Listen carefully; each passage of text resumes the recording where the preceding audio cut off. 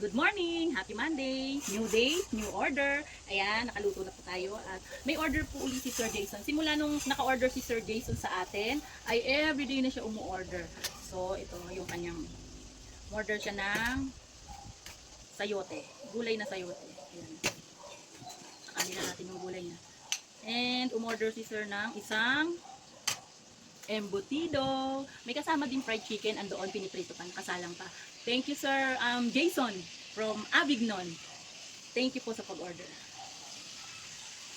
Sir Jason, ito na po yung iyong embutido and sayote.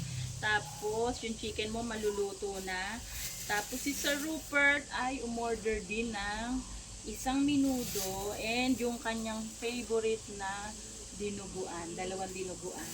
Ayan. Sir Rupert from Hampton Deca.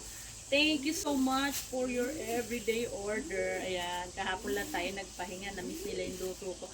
Di-deliver na po. Thank you.